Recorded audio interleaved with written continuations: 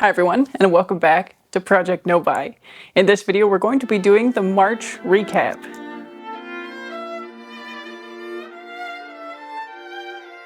So that means we'll be going through all the metrics that I typically go through each month. So the topic of the week, the wins, what I wanted bought, used up, or decluttered, a finance check, and then what I consumed and what I created. So as always, feel free to post your metrics for these below if you feel like sharing.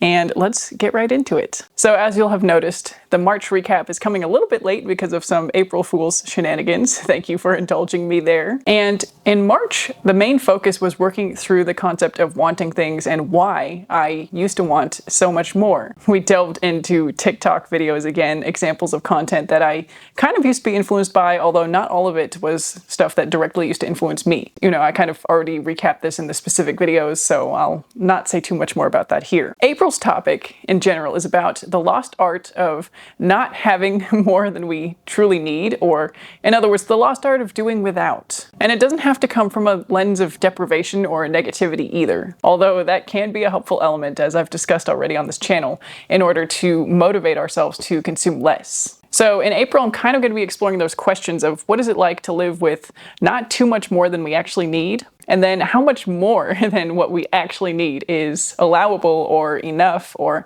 how do we kind of make that metric for ourselves. Another component of this has increasingly been for me the avoidance of plastics. I keep on getting served articles about how, I think last month it was about how tea bags have the microplastics. Now I've just read one about how chewing gum has microplastics, and we're ingesting them and consuming them and sending little bits of plastic to landfill with every kind of unnecessary beauty product we use. And, even clothing purchases with their tags and sometimes hangers and extras, packaging, etc. It's all just little pieces of plastic that I'm increasingly motivated to avoid because life in plastic is not fantastic. And also the last thing I wanted to share in this recap is that I did actually go shopping in March. So this was in person and for replacements. Actually, let's jump to that footage right now and see how that went. This is what shopping looks like on a no-buy year. Getting some replacements today. It took a while for me to be able to get out and shop in store, but that's what we're doing today.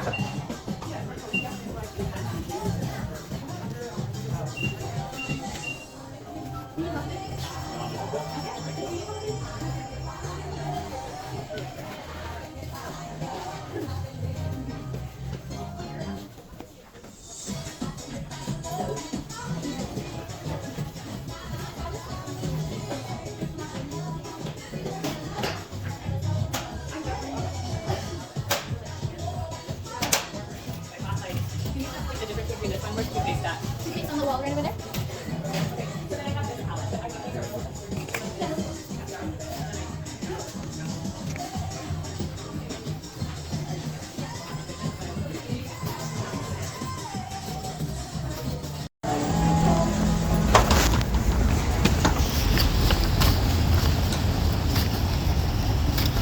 Got the goods, the mascara replacement, and of course they asked if I wanted to enter my phone number for Beauty Insider rewards, and of course I did not go into the full spiel about how I canceled my membership because I don't want to be served the rewards, be tempted by the birthday gifts and etc. And So I just said no thank you and went on with my checkout process. I didn't quite get in time there to ask for no bag either, so whoops. But yeah, the other sales pitch part of being a member was so that returns could be made, and she recommended that I keep my physical receipt because I'm not a member. And the thing is, when you are shopping for replacements only, you probably aren't going to need to make those returns anyway. So, all right, next stop, replacement shower gel.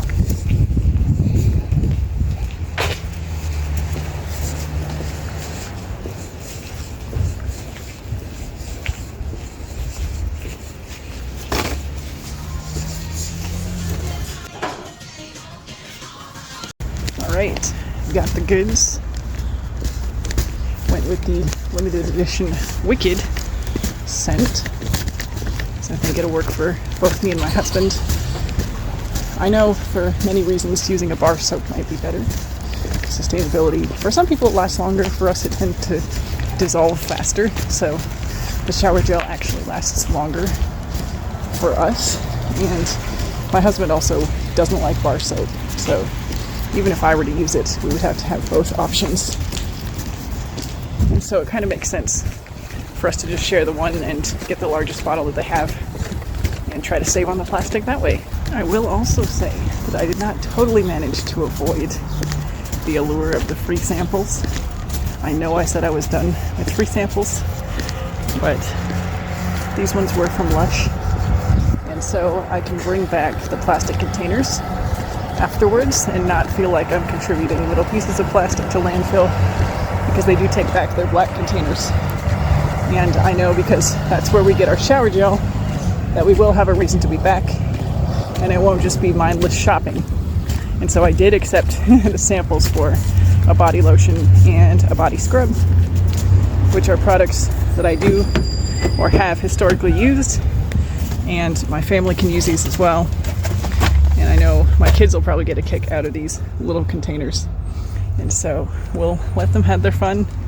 I'll try some of these products out that admittedly I don't really need, but because I can bring those containers back, it felt like a fairly moderate offense. And I will also be honest, there is some aspect of not wanting to say no to the salespeople when they're offering, do you want to join the membership, or do you want to have some samples? We have these samples today. Would you like to take some? It kind of feels like a personal affront if you say, oh, no, thank you. Like, no, I don't want to be, don't sell me any memberships, and I will not accept any free products. Like, it does almost feel like a personal offense to the salespeople there. And so, pick your battles, I guess. So that's what shopping looks like on a no-buy year. I did earlier, before I started filming, go to the Tea Smith, which is a tea shop.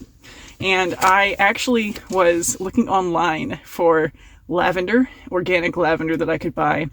And I was thinking about making an online order, which I said I wasn't going to do during this no-buy year. And so, hooray, hooray for not doing that. I did actually put my email into a tea website for the 15% discount or whatever. And I will have to unsubscribe from them because I will get my tea needs met at the local tea shop now. And that was my first stop. I got some lavender and they were able to weigh it out by ounce. I don't know if it's organic, but honestly, again, pick your battles. I'm happy to support this local business. And yes, I was convinced to get a kind of fun beverage. So this is the kind of treat that I'm still allowing.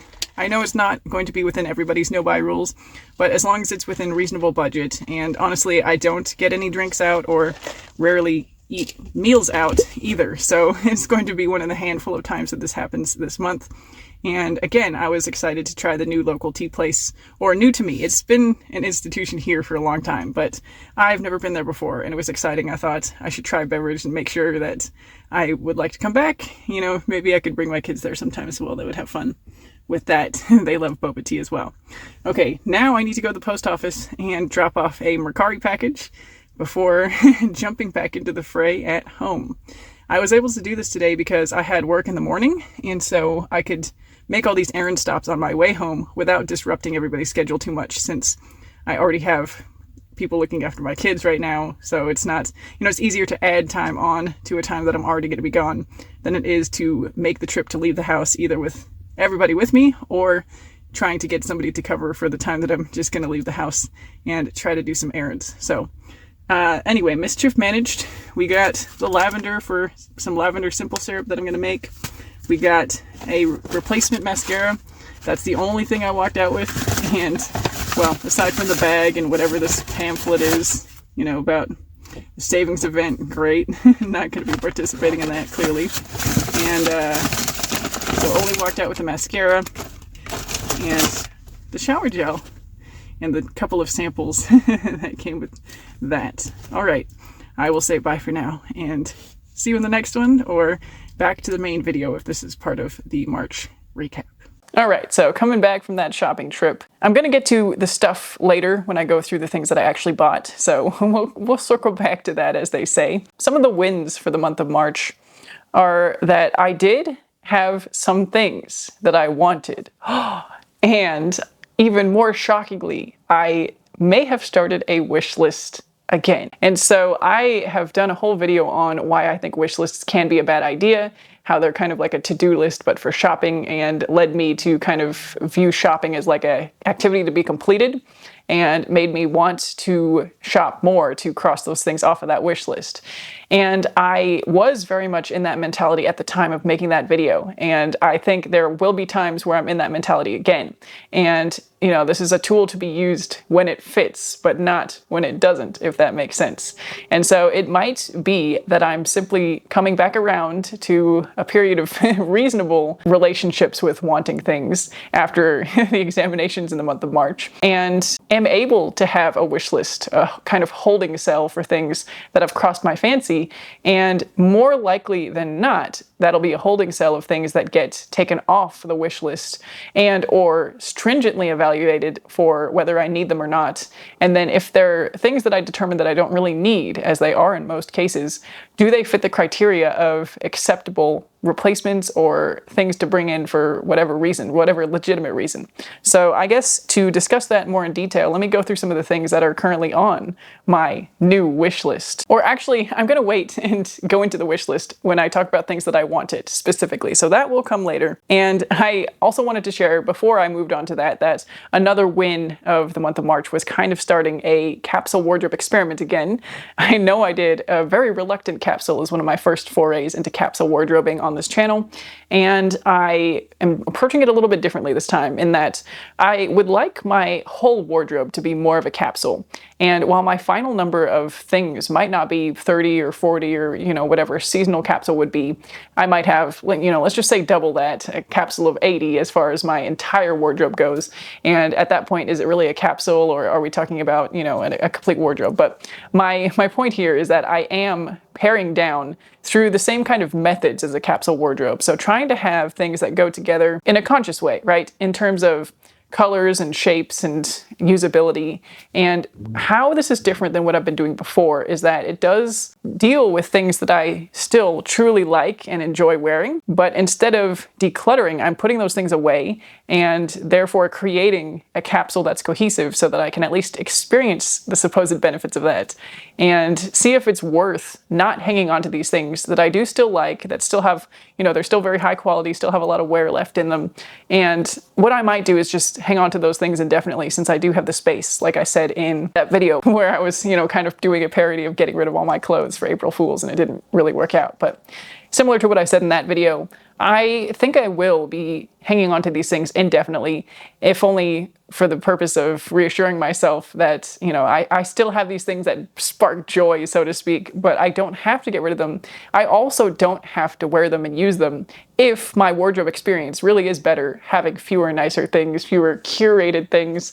At this point, I would say all of my things are nicer, which is kind of, the problem. I'm not trying to get even nicer things than my already nice things, if that makes sense.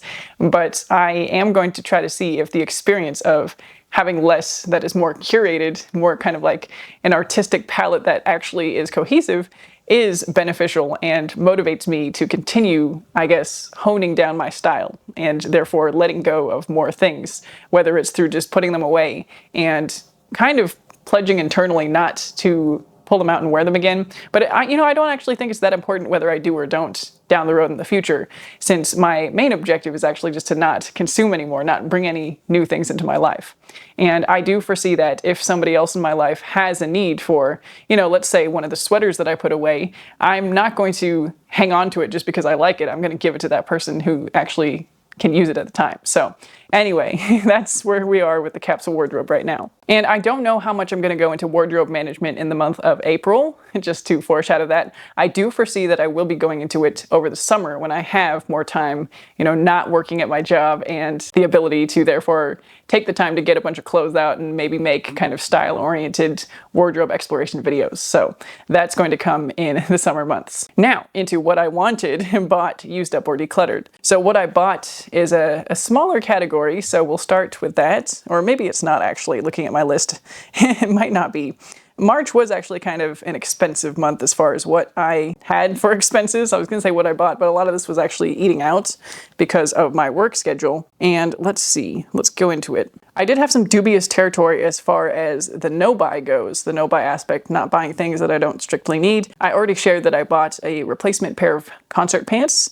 This was a direct one-to-one replacement. I purchased the exact same item, just in a larger size, because my current size is no longer comfortable to wear. So I allowed that as a reasonable exception because they're pants that I wear regularly, once a week probably on average, and if not more. And it was kind of affecting the quality of my comfort while doing my job. And so that felt like a reasonable replacement. Certainly if I wasn't doing a no-buy challenge, I wouldn't have thought twice about that kind of one-for-one, this thing that I currently have doesn't serve me because of a sizing constraint.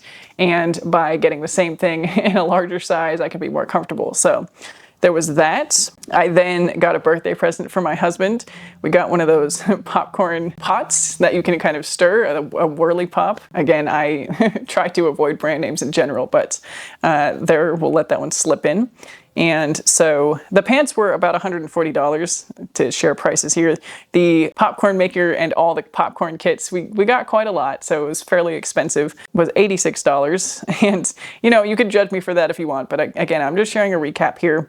My husband's birthday is only a once per year occasion, and now with the way that I'm trying to do the no-buy and budgeting, I am including gifts in what I spend. And no, I didn't stick to my $200 or $150 a month budget. Spoiler alert already. March was a month that I went severely over budget, but I do hope that it will still equal out at the end of the year. So we'll keep track of how it's going. The next things on my list of things I bought were those things you saw in the shopping vlog section of this video already. So the tea and lavender, so that was $11 or $11.06. The shower gel, for which I am putting half on my budget here because my husband and I share that, but half of the shower gel was $21.40, which is way too expensive for shower gel now that I'm doing this recap. And it is going to be something that I reevaluate going forward, I think, when that bottle runs out. And then the replacement mascara was $32.10, again, which is very expensive. And these things feel more expensive to me now that I'm not kind of shopping more complacently or, with less of a conscious way about it. And, I was still, honestly, in my first no-buy year attempt in 2024, not able to change all of my mentalities towards shopping. And so the $30 mascara didn't feel as expensive to me back then as it does now today. And it's not that I have less money now or more expenses. It's not, on the whole, that I am in more financial need to not spend money now. That shifted my mindset into thinking, the $20 for shower gel or half of the shower gel and the $30 for the mascara are outrageously expensive. But I don't know if it's just more time on this kind of conscious consumer path that is making me think that maybe those products aren't worth that much money to me anymore. And, the mascara is kind of iffy because if that truly is the best version of the product for me, I probably will still just stick to that one because I am not really willing to compromise on certain aspects of that product. And if I can reliably get what I prefer every time, twice a year for $30 or, $64 with the tax or whatever here per year, then that's probably better than experimenting a bunch with different $10 ones and possibly ending up consuming more, creating more plastic waste, etc. So that's going to be an ongoing reevaluation, but at least for the next 3 months or so, I should be fine for mascara. All right, the next few things are eating out. So there was a $30 dinner, and this was because I did get a bubble tea. This was a longer break, and so my usual $20 dinner became $30 on that day. Again, it was kind of social time as well. Maybe that one was actually alone, but regardless, most of these are social time as well as eating out. A museum ticket for my friend who visited over spring break. Another dinner here. This one was with a new friend at work. Another $30 there. The museum ticket was $16. A matcha tea. Again, this was something with work colleagues in a break. This is another purchase coming up here. We needed a milk frother because the one that we use every single day stopped working. And we tried to see if we could fix it, and it was, alas, not to be. It was one that we got cheaply off of Amazon in the first place, and it's probably amazing that it lasted through 3 different moves, moving house to apartment to house, like different moves. And yeah, it just finally had its time, I guess. So we replaced that by going to a store in person and getting one that was the same brand as our kettle, so not kind of an unbranded Amazon, cheaper manufactured one, but hopefully one that was manufactured with more intention, perhaps, although we didn't do extensive research into it. We're not always perfect in that regard or able to spend that much time researching the things we purchased. But anyway, we did get it in person. We also got, or I did also get some more Tim Tam cookies, so I put that on here as well, and some more kind of food items for my father-in-law's birthday. So I have a $55 charge for that. And then the last things are all additional dinners at work. 1972, which is my usual kind of work dinner. An Italian dinner for $30 again, and a sandwich for $8.68. So the total here, I might have not been super specific with the dollars and cents in my verbal recount here, but the total was $487.76 when my proposed target at the beginning of the year was $200 a month for including eating out as well, including replacements. It's not that I could have foreseen that the pants would be too small for me. That's not something I planned, and it's not that I could have foreseen that the milk frother would stop working. And so some of these are expenses that maybe should not be in the fun money category, but I'm not too sure about that because, again, I am coming from that place of not questioning my consuming habits enough. And so I do still think that having those things in this category of has to be questioned, right? If it's in my $200 fun money budget. And obviously I can bust the budget and still afford to do that. Not every month, of course, but it's one of those things where we didn't have to wait to replace the pants or the milk frother until next month to have the full budget available. I have extra work periodically through the year, and my job is variable income as it is. So oftentimes there is a few $100s extra here or there to cover things that come up, and or ideally send to savings to boost our emergency fund, get us on target to having that 3 to 6 months saved up, which we're still in the process of. I guess that's the other aspect of this. We are still on track with the savings. So the finance check is going to come here in the middle rather than after the things I wanted. So we're doing okay. We did keep up with the savings and retirement goals and sent some extra as well. It has been a little bit messy because like I said, we had some expenses come up that we didn't plan. My husband also had some expenses come up that were not totally foreseen, so we did have to spend some extra money as well. So it kind of balances out, I guess. The intentions are still good. So I'm gonna say we're still on track. Now, back to the things that I wanted and regretted or newly decluttered. I can't actually think of new regrets or new declutters. I did put more things in my wardrobe away, and so that might reappear in a dedicated wardrobe video over the summer. So again, I'm not going to go too far into that there.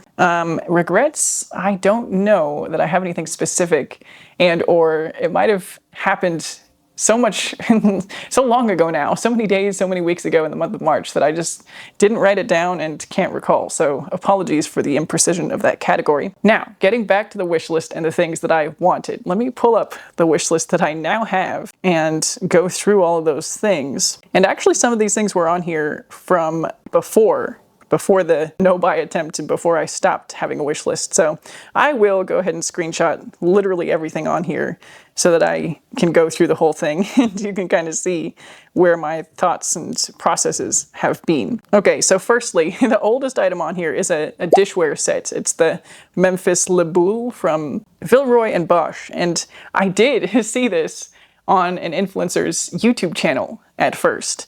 And that's how I came to know this product. I kind of don't even know if I should keep this on this wish list. I kind of have it here just because I think it's something that's beautiful to look at. I know I'm not going to buy it in the immediate future, possibly ever. It feels like the kind of product that would work really well for when I retire and maybe it's only my husband and I living together and that could be our whole dish set. And so again, like I'm not even tempted to purchase this. This is just I think this looks attractive and I kind of don't want to forget about it, but I also still question whether it needs to be on here. But it's not really doing any damage since I don't see it and I feel compelled to take any action on it. So, for now I'm going to keep it there. I have a houseplant on here, one of those vines. And again, this is a long-standing item that's been here for years. Still haven't purchased one, but I would not say no. That I also don't necessarily think that that's a no buy prohibited category for me. Houseplants, I've never had a problem buying houseplants or home decor in general. So the towel warmer is still on here. And you know what? I think I will go ahead and take this off because I have wised up. Doing that Amazon must-haves reaction video made me kind of confront this again. And I realized that I don't really want to have another electronic gadget, probably one that's cheaply made and takes up a lot of space. And so, look, I have lived in New Zealand before where most of the towel racks are heated, and it is nice to have a heated towel coming out of the shower. So, I can acknowledge that, but the downsides are just too great, in my opinion now, in the way I see it now, to even keep this on a wish list, even though I don't feel compelled to buy it. It's not particularly beautiful either. It's one of those things that if I want it again, I'm probably going to remember it without having it on the wish list, and I don't get any joy out of looking at it. So the next thing is tickets to a Tommy Emmanuel show. There have been a couple of these in places closer to me, but I've never actually gotten to go. Scheduling or illness or, things have gotten in the way. Tommy Emmanuel is an Australian guitarist, so I do want to see him live at some point, and that's why this is here. Another dish set. Again, you might recognize the influencer's channel that these are from. These are the East Fork dinner sets. And once again, this is actually more reasonable as far as something that we may purchase in the next 10 years if it comes to be that all of our dishware is no longer usable and we need to replace our plates and bowls. And part of the reason this is on the list is because they are made in the USA. They are kind of more local than going to a big box store or whatever, a Target or a Walmart, and just buying a box of plates. And that's the kind of business that I would like to look into supporting more going forward, but also it's in the realms of, buy once and keep it forever.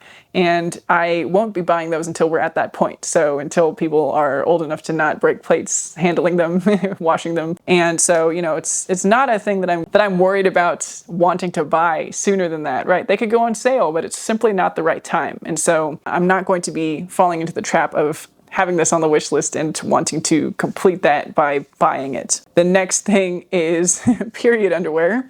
And this is, again, another tricky thing, and maybe to overshare a little bit at the moment.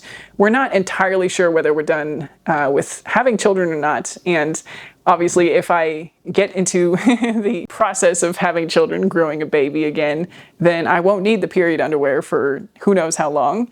And I don't really need to get any more. I already have some. I just don't have quite enough to get through that time without having to do laundry in the middle. And what I would prefer is having enough for that set period of time. What I have used to be enough, and then, your body changes over the years, having kids, whatever. So now it is no longer enough. And at some point I will get more so that I have enough to go without having to do laundry in the middle of that time. The next thing, or three of these things, are red pairs of pants in some form. And again, I think I have a desire for red bottoms in my wardrobe that would go with this sweater and this tank top underneath. And, the desire to have more monochromatic options with my kind of core wardrobe colors. And the first pants that I was kind of thinking about in my mind was a linen pair, kind of cropped, like this pair from an Etsy store that can be made to order. And again, this is it's one of those things that I'm not filled with desire to have a particular version of. Hence, there also being two kind of athletic options, because that's another thing that I wear very often, the black and blue kind of Adidas sweatpants, again, brand dropping, but those are pants that I wear a lot, and so I added some red versions from that same brand to this list. And I actually think I'm going to take those off here with you today because I don't really see the value in adding kind of more options that are the same but different, right? If I wanted to wear the red top with my black pants, I already like that as a look. And just adding kind of a same but different with the red pants for the monochrome look is not something that I think is worth it right now. And the linen pants are a more attractive option in order to have kind of that variation. It's also a step above in terms of formality level, so on days that I am going to work and maybe don't feel like doing the sweatpant look, I could wear these. And the thing is, with all these clothing items that are on here, is that I am determined to not buy firsthand. So the time has to be right, in other words. The time is preferably also not going to be during this year, or it's going to be for a gift-giving occasion like Christmas or my birthday, which is next year, and I will not be the one making that purchase, right? So similarly to how I purchased a gift out of my budget for my husband's birthday, that's how I want to approach gifting this year, and honestly for the years to come, for the foreseeable future, where I do have a wish list like this, and I share that with him so that he can choose something here. Now, the caveat here is that with the clothing items that I want to purchase secondhand, he's not exactly going into the thrift stores or looking on resale websites. And so something like, so I'm gonna go up here. I also have the Falabella handbag. I'm not sure how you say that, but it's a Stella McCartney, again with the brand dropping.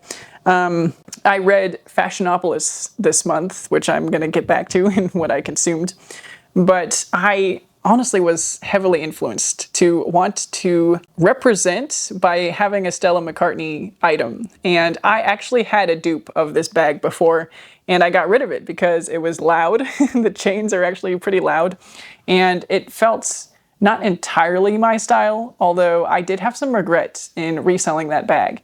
And mine, like I said, was a dupe, so it wasn't even the real thing. I think mine was actually real leather, which hers are not. And I honestly am coming to a place where I would rather not use so many animal products. And having already bought so many leather bags, like this is going to be kind of an ongoing journey, because I don't believe in getting rid of everything I have just because my values are changing. However, I do feel compelled to show more of what I like to see, right? And so that's how I'm getting influenced. I know I'm being influenced, and I'm not going to move on it quickly, right? So I'm going to leave myself time to become uninfluenced on this before making any moves. And again, this would be the kind of thing that could be a good gift from my husband if it's something that remains on my wish list until Christmas, for example. And so I'm trying to approach this consciously and realistically. Do I need any more bags? No. Do I feel like I'm reaching a point where I want to represent the non-leather, the fashion of the future, somebody who's doing a lot of work towards sustainability and fashion and trying to make it more circular? Those are kind of the values that I'm becoming more interested in participating in. And one of those ways of participating traditionally has been through buying and wearing and using and showing.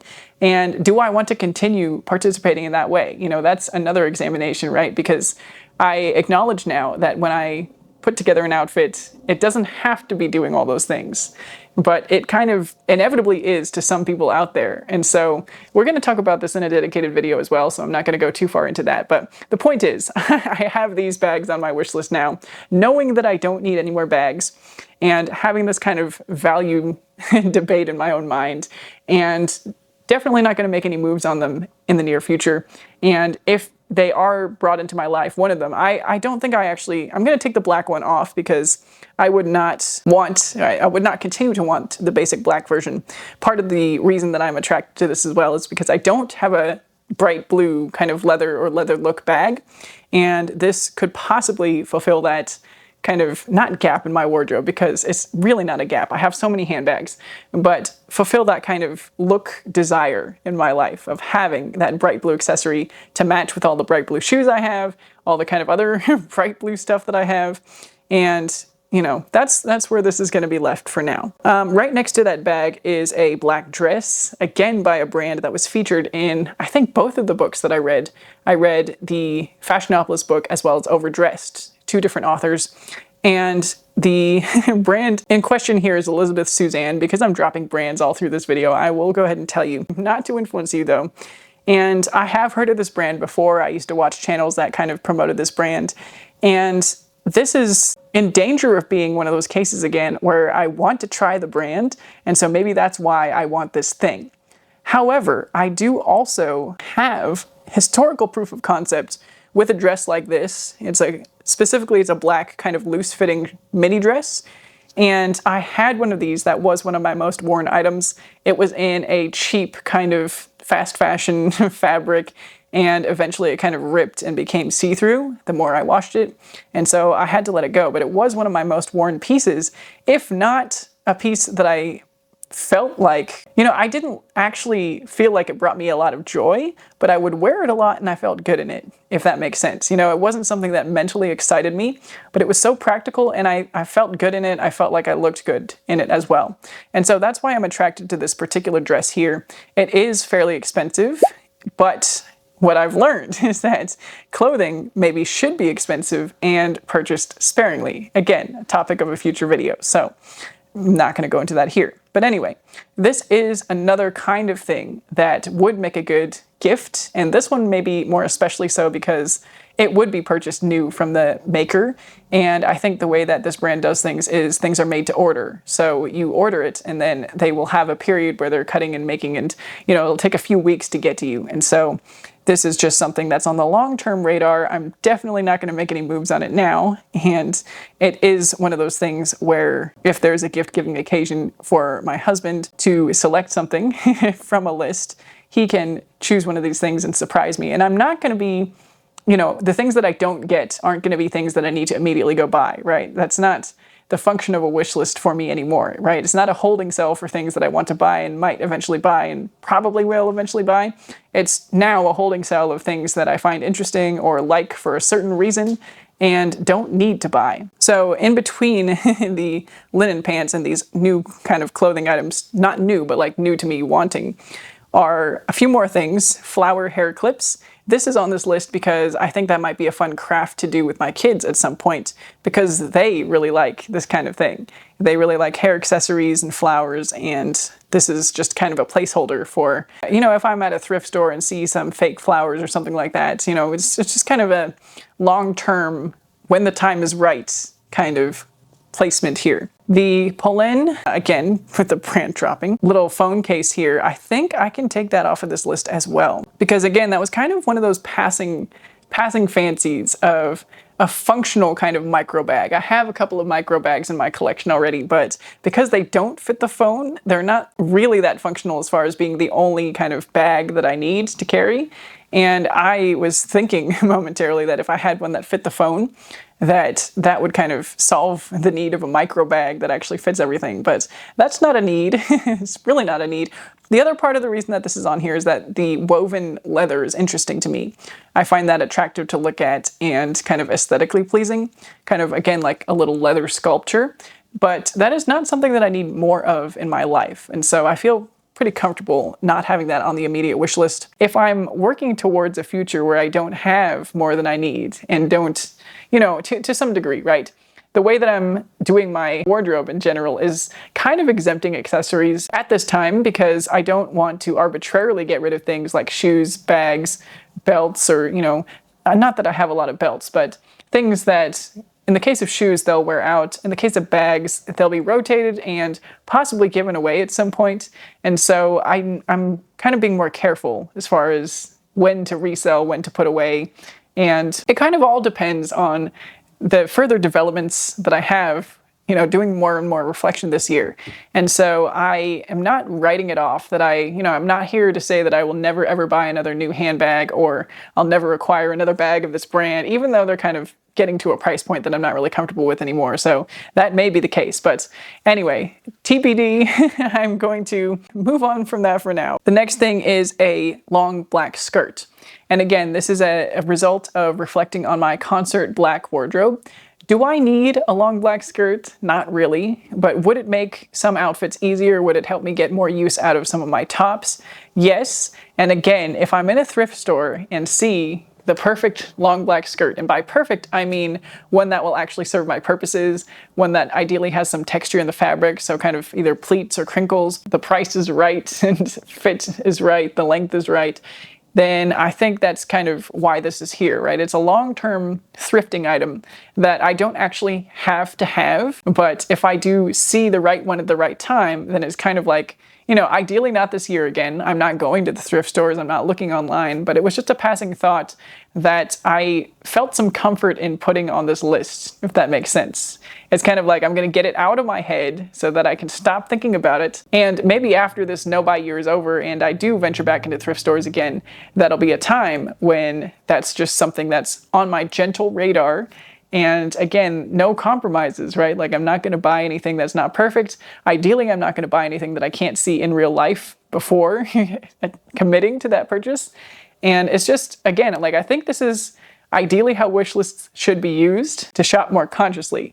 And when that advice is given, the wish list and wait, right? Like I think waiting is actually maybe the first part of that advice, right? Like, so when you want something, wait and put it on wish list, at least in my mind, the hierarchy, right? So like, you know, you're going to wait, and then you can kind of get it out of your head by putting it on a wish list so that you don't obsess about it more than you need to, or more than you would otherwise. You don't need to obsess about anything. Anyway, I'm just kind of rambling here, so I'm going to get back on track and finish this segment of this recap.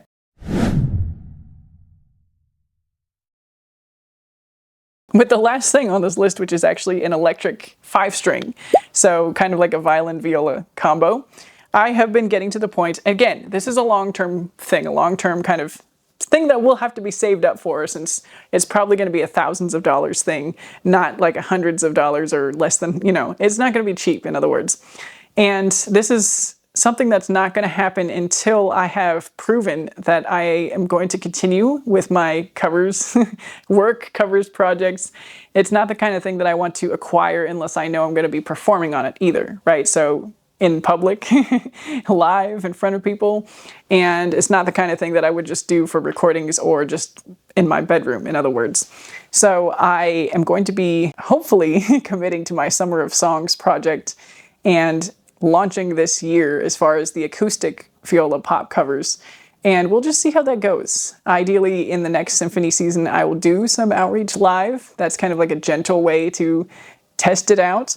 And, you know, if the conditions are right, I can maybe try to get into some cafes or be on the street even, you know, kind of free ways to do this, free for the people, you know, like I'm not going to be trying to be paid for this work at first, and we'll just see what happens, I guess.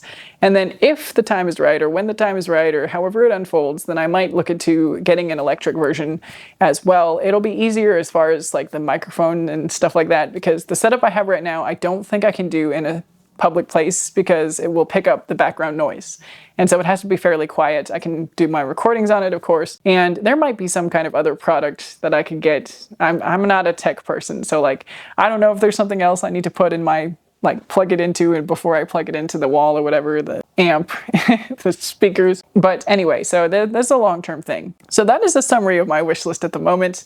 And it's not something that I look at every day, every week. It's just something that I am now able to use as an appropriate tool, either for gifting occasions for other people to give things to me, and by that I mean only Christmas and birthdays, we're not doing other occasions, and also just a tool to not think about this stuff and take things off, I guess, evaluate things and take them off of the kind of holding cell that's in the back of my mind. And, you know, it's something that's hopefully going to be helpful now that I've learned to use it as the helpful tool that it should be once again. And, you know, even today we took some things off of that list, and I really feel at peace with that. I don't feel like I will have the impetus to add these things back to that list. And as the year goes on, I am hoping to educate myself even further about why maybe it's better to forego some of these things. Again, going back to that lost art of doing without, right? I can certainly do without all the things on that wish list, and, you know, maybe accepting the period underwear, depending on how things unfold and whether it becomes a legitimate need as far as the laundry in my household. But anyway, what I consumed, total screen time, phone time, I don't actually know, and my stats are a little bit messed up about this, but I do think it's generally lower. So I had a friend visit for spring break, so that week was definitely an all-time low as far as not being on my phone very much. And I do think in general, I have started using my phone to listen to music more, which is why it's kind of misrepresented. But I think in general, I am not spending as much time consuming other content as much. And I actually think this is a good thing for me right now. And so I'm going to try to keep on that path. It's helping me focus on what I have to do kind of in my real life. Books. I finished the audiobook How to Talk So Little Kids Will Listen. So that was fun. I am working on reading Consumed and In the Realm of Hungry Ghosts still. But I did finish Overdressed and Fashionopolis, and those will be making an appearance on this channel later in April. I started The Conscious Closet as well, which is by the same author as Overdressed, Elizabeth L. Klein. But I will be saving that and revisiting it in the summertime when I can actually kind of workshop some of what she's talking about with my own closet and share that on here. Standout favorites in music. So I did add some videos to the list of videos that inspire me for Nobuy 2025. You can see that playlist. I don't really know about standout favorites in music for this past month, but I did buy tickets to 3 different concerts over the summer. So the first artist is Sierra Farrell, kind of a country bluegrass artist there. The next artist is the Red Clay Strays because my husband really likes them, and those are both local. So we'll be seeing those artists in our city. And then the third one is actually a Hozier concert for which we'll be going to North Dakota, which is a fun little road trip for us. And again, hopefully my husband will get the day off work so we can go together. So that will actually be the first kind of large artist concert that I will have ever been to. So that will be a very interesting experience. I think other than that, the largest artists I've been to have maybe been the Black Keys and ZZ Top. I've seen some kind of big names like, I consider King Cruel a larger name. I saw Spoon. Who else? Dillinger Escape Plan. I've seen a lot of artists in Houston. They come through the bigger cities, but I don't think I've ever seen a stadium concert. We played in a stadium with Andrea Bocelli in February. I think I already mentioned that. So I've played a stadium concert, but have not witnessed one. I do want to watch some more movies. So there have been some YouTube thumbnails with kind of movie characters in them. I think there was one on The Financial Diet where that movie with Adam Driver and Scarlett Johansson was in the thumbnail. I don't even know what it's called, but I thought, oh yeah, that's a movie about a relationship, right? Like that might be interesting.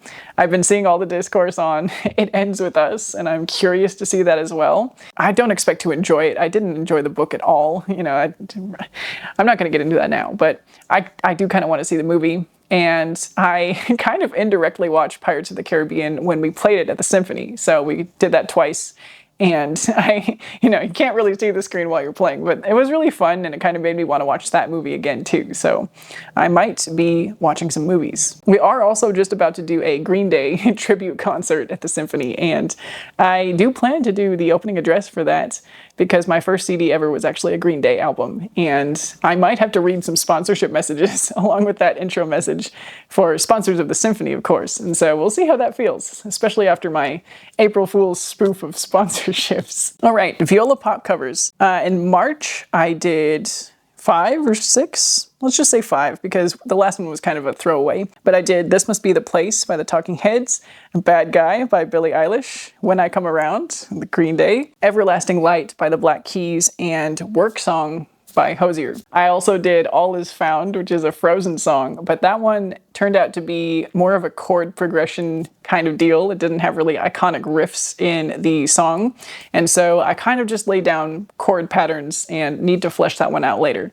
So that one's kind of the halfway or kind of the throwaway, version for this past month. So that project is actually still going really well. I might actually hit that target of 50 that I set at the beginning of the year that I thought would be too ambitious, but now actually might turn out to be just right. Okay, it's time for you to comment your wins, your challenges, things you wanted, things you bought or didn't buy, things that are going well for you, things that are challenges for you right now. I want to hear it all. We can support each other in this community of Project No Buy.